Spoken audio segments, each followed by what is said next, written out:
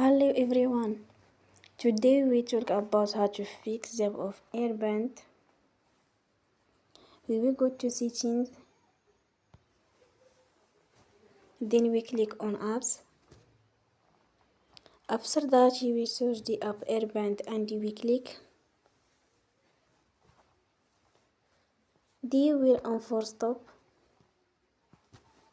After that we will go to storage.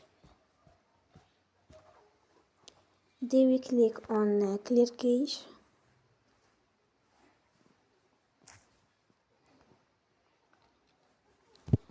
In the end, turn off your phone and you will recharge your phone again. Don't forget to support us by like and subscribe. See you next time and thank you for watching.